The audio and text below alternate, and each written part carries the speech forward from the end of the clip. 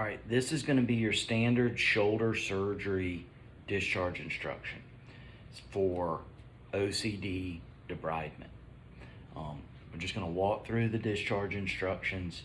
You can see right here at the top, we've got the office phone number and then my personal cell phone number. So if it's after hours, weekends, evenings, and you have an issue, a question, there's my cell phone. Feel free to give me a call, text me, whatever you want to do. So for the next 2 to 4 weeks, we'll gauge this when we see him back at 2 weeks, but for the next 2 to 4 weeks, I want him confined to a small room. Could be a crate, but a room. I just don't want any jumping, running, or rough play. And when we go out of that area, I want us on a leash.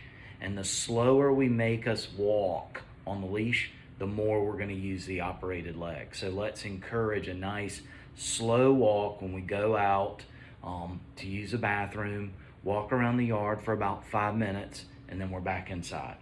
All right, I'm going to have another video which shows some exercises, some range of motion exercises that I want us to do for the shoulder for the next 10 to 14 days. All right, along with the icing, we'll show you how to do that in the exercise video. There is a skin incision, all right, but there are no sutures on the outside. They're all buried underneath the skin. I do want to see him back in 2 weeks, and what we're going to do is we're going to watch him walk, feel the shoulder, and then we're going to modify the activity based on how he's doing. We will send him home with a cone, all right, to prevent him from licking on his incision, but in the shoulder area, it's really hard for them to get to that. You could try just a t-shirt, put it on like a regular t-shirt, head through the head holes and arms through the armholes, and then cinch it up around his waist with like a hair tie or something so it's not dragging down on the ground.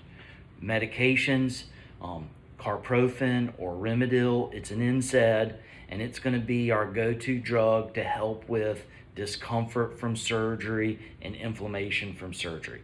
We're going to give it every 12 hours, and it's on a 6 and 6 schedule.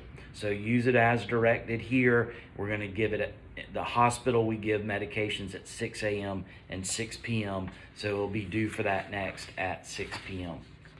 Gabapentin is another drug he's coming home with. It will help with discomfort as well. Again, it is given here in the hospital at a 6 and 6 schedule.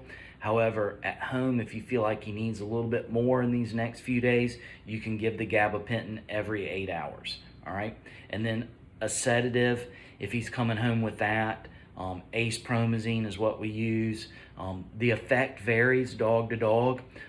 We're gonna start him out with what's written down in your directions. If you think he needs more, I want you to call me, or if you think it's too much, there's directions on how to modify that. And again, if you have any questions whatsoever, feel free to give me a call.